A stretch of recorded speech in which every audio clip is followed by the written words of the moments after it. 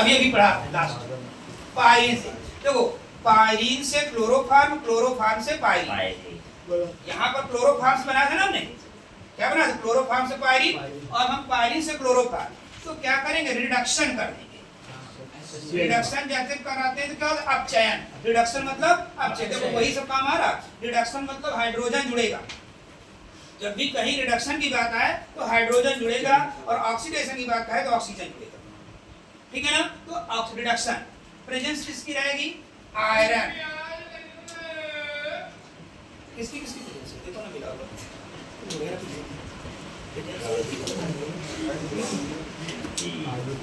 पढ़े लिखे हो तो अच्छा भाई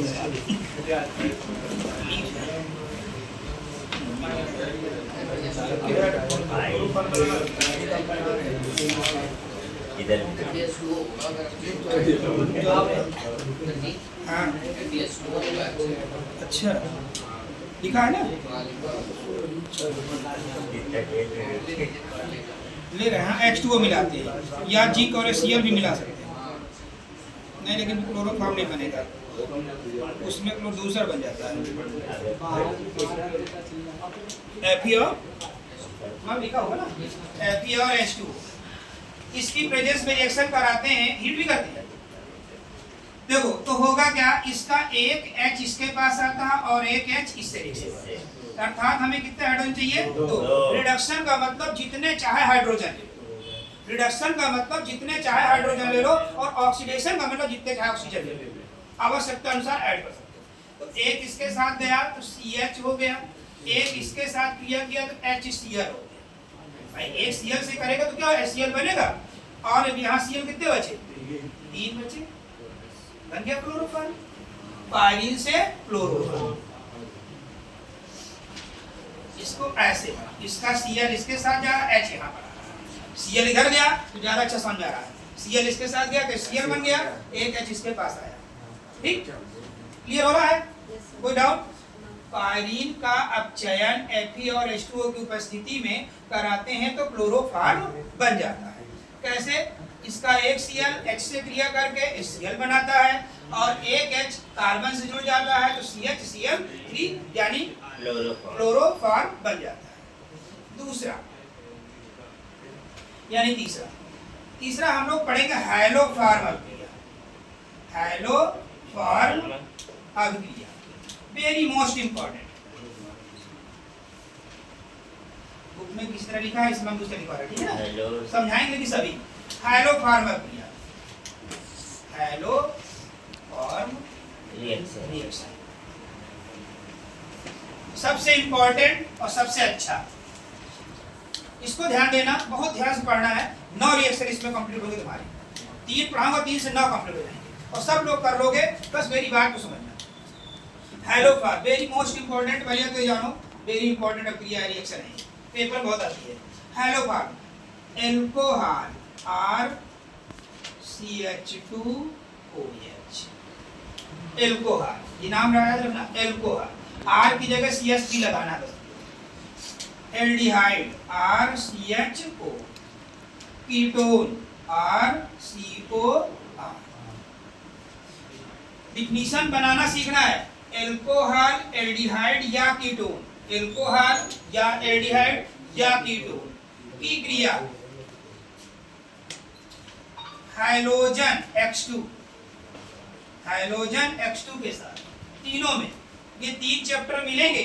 ये अभी अल्कोहल मिलेगा, फिर एल्डिहाइड मिलेगा, फिर कीटोन मिलेगा। चैप्टर है? हाँ चैप्टर है भाई, ये सब चैप्टर है। तीनों अलग अलग। ये दूसरा चैप्टर है, तीसरा चैप्टर है, ये तीसरे में दोनों आते हैं, ये दूसरा चैप्टर है। इसलिए बता रहे alcohol, aldehyde, ketone, alcohol, aldehyde या कीटोन की क्रिया हैलोजन X2 के साथ। एल्कोहली कास्टिक पोटास या caustic soda, caustic potash KOH और कास्टिक सोडा NaOH, चाहे जो मिलाओ। एल्कोहल, एल्कोहल ALC का मतलब एल्कोहल से जब क्रिया कराते हैं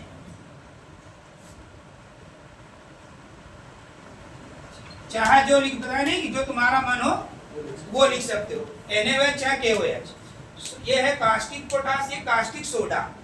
नाम याद रखना, caustic potash, caustic soda, caustic potash, caustic soda. केवल वीडियो सुन लेना, तुमको याद हो जाएगा, ये चीज दोबारा मिल जाएगी पढ़ने। अब जरा देखिएगा, तो जब इनकी रिएक्शन कराते हो तो हैलोफार्म बनता है। हैलोफार्म का जो फार्मूला होता है CHX3 होता है। क्या होता है? CHX3। तो CHX3, CHX3 X मतलब हाइड्रोजन। अगर हमको क्लोरोफॉर्म बनाना होता तो हम Cl मिलाते तो क्लोरोफॉर्म बन जाता। इस प्रोसेस से तुम तीनों बना सकते हो। अभी जो हमने दो प्रोसेस पढ़े उससे केवल क्लोरोफॉर्म बनेगा, इससे क्लोरोफॉर्म, ब्रोमोफॉर्म, आयोडोफॉर्म तीनों बना सकते हो। ठीक है ना? Cl से मिला दो क्लोरोफॉर्म, Br से मिला दो ब्रोमोफॉर्म, आयोडीन मिला दो आयोडोफॉर्म। यानी X की जगह Cl लिख दो, क्लोरोफॉर्म बन जाएगा, Br लिख दो, ब्रोमोफॉर्म बन जाएगा, और I लिख दो, आयोडोफॉर्म। कोई दिक्कत नहीं? क्लियर है? तो ये बन के तैयार हुआ हमारा। तो अब प्लस और क्या बनता है? NaX यानी कि KX प्लस H2O और प्लस HCOO। ये तीनों चीज देखो, ये सब कुछ पूरा कॉमन है, तीनों में ही बनेगा। एक ही चीज देखो, यहाँ Na लिया तो NaX हो गया, प्लस H2O हो गया, प्लस HCOO, यहाँ Na लिया Na हो गया। इसमें NaX H2O प्लस KX हो जाएगा भाई, भूल जाते हैं, प्लस CH3COO RCOO। अब आप कहोगे सर सब में तो आपने केवल X लिखा, इसमें आप यहाँ पर दो R थे तो एक R बच, एक R यूज कर लिया हमने, एक R का C यहाँ यूज हुआ है, इनमें सब में ये R था तो ये C यूज कर लिया हमने, R मतलब CH3 होता है तो एक C हमने यूज कर लिया, इसमें दो R नहीं थे तो एक R बच गया। ये है हैलोफॉर्म रिएक्शन। कोई दिक्कत क्या है? कुछ नहीं करना है, कुछ भी नहीं करना है इसमें, ना करेंगे बैलेंस, बैलेंस करने की बात करेंगे। इसमें ऐसे ही लिखना है। ये तीनों रिएक्शन समझ में आ गए? इतना क्लियर हुआ कि नहीं हुआ? ठीक है, अब जरा देखिएगा, देख लो।